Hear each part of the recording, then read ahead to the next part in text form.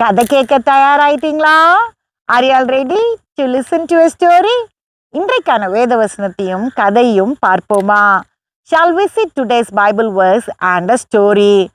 ஒரு நல்ல விஷயத்தை நம்ம முயற்சி பண்ண ஆரம்பிச்சோன்னா அதில் எந்த விதத்துலையும் நம்ம சோர்வடையக்கூடாது. When we start doing something good, we should not become weary in between. தோல்விகள் வரலாம், அவமானங்கள் வரலாம், ஆனால் நம்மளுடைய முயற்சியை விட்டுறவே கூடாது. Maybe there are insults or there are failures, but we should never give up. வேதம் என்ன சொல்லுகிறது என்று பார்க்கலாம். Let us see what the Bible says. கலாத்தியர் 6:9 நன்மை செய்கிறதில் சோர்ந்து போகாமல் இருப்போமாக, நாம் தளர்ந்து போகாதிருந்தால் ஏற்ற காலத்தில் அறுப்போம். Galatians 6:9 and let us not grow weary while doing good, for in due season we shall reap if we don't lose heart. பார்த்தீங்களா வேதம் என்ன சொல்லுதுன்னு? நம்ம நல்ல காரியத்தை செய்யும் போது நம்ம தோல்வி மனப்பான்மையை கொண்டு வந்து விட்டுறக்கூடாதா? See what the Bible says? When we do something good, we should never give up thinking about failure. கிராமத்தில் இருந்த குட்டி பையனுக்கு ஓட்டப்பந்தயத்தில் ஜெயிக்கணும் அப்படின்னு ஒரு ஆசை இருந்தது. A little boy in a village wanted to become an athlete. அவன் தினமும் அதுக்காக பயிற்சி எடுப்பான். பள்ளிக்கூடத்துலேயும் அவனுடைய ஆசிரியர்கள் அவனுக்கு பயிற்சி கொடுத்தாங்க. Every day he used to practice. Even at school, teachers used to help him. அவனுடைய அப்பா அவனை நல்லா ஊக்குவிப்பார். His father used to motivate him. ஆனால் நண்பர்களும் உறவினர்களும் கேலி பண்ணாங்க, நீ ஜெயிக்க முடியாது அப்படி சொல்லுவாங்க. But his friends and his relatives used to tease him. They used to say, you cannot win. அவனுடைய ஒரே எண்ணம் மாநில அளவில் அவன் ஒரு வீரனா வரணும்னு. His ambition was to become a state athlete. அவன் ஒரு வருஷம் போய் போட்டிகளில் சேர்ந்தான், தோத்துட்டான். ஆனாலும் அடுத்த வருஷம் நான் ஜெயிப்பேன் அப்படின்ற எண்ணத்தோடு வந்தான். 1 year he registered but he failed. Next year I will surely win. That was his thought. அதனால தினமும் பயிற்சி எடுத்துக்கிட்டே இருந்தான். So he was practicing every day. அவன் பயிற்சி எடுக்கும் போதெல்லாம் பல்வேறுபட்ட கருத்துக்கள் எல்லாம் கேட்டான்ல, அது எல்லாமே அவனுடைய நினைவுக்கு வரும். When he was practicing, he used to think about what people said about him. ஒரு நாள் அவன் ஓடிக்கிட்டே இருக்கும்போது ஒரு சேரான பகுதியில் வழுக்கி விழுந்துட்டான். One day while he was practicing, he slipped in a slushy place and fell down. அப்போ அவன் நினச்சான், இதுக்கு மேலே நம்ம ஓட்டப்பந்தயத்துக்கு பயிற்சி எடுக்கவே கூடாது, இதை கைவிட்டுட்டு வேறு எதையாவது பண்ணணும் அப்படின்னு.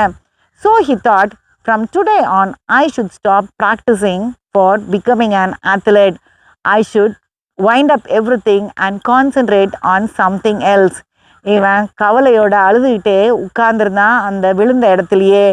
With tears and sadness he was sitting in the place where he fell down. அப்போ ஒரு வயசானவர் வந்து, ஏன்பா இங்கே உட்காந்து அழுதுட்டு இருக்கேன்னு கேட்டாரு. An old man came to him and asked, why are you sitting here and crying? அவன் நடந்ததை எல்லாத்தையுமே அந்த பெரியவர்கிட்ட சொன்னான். He told whatever happened to the old man. அவர் ஒரு நிமிஷம் யோசிச்சுட்டு அங்கே இருந்த மூங்கில் தோட்டத்தை காமிச்சாரு. He thought for a minute and showed a bamboo garden that was there. அந்த பையன்கிட்ட கேட்டாரு, மூங்கில் தோட்டத்தை நீ பார்க்குறல? அந்த பெரியவர் கேட்டாரு, ஒரு மூங்கில் கண்ணு வளர்ந்து பெரிய மூங்கில் மரமாகிறதுக்கு எவ்வளோ நாள் ஆகும்னு உனக்கு தெரியுமான்னு. He asked, see all these bamboo trees. Do you know how long it takes for a bamboo sapling to become into a big tree? அந்த பையன் எனக்கு தெரியாது அப்படின்னு சொன்னான். The boy said, I don't know. அதுக்கு அவர் சொன்னார், முளைச்சி வர மூங்கில் 5 வருஷத்துக்கு சின்ன செடியாக தான் இருக்கும். The old man said, the sapling remains small for 5 years. After that only it starts growing into a big bamboo tree.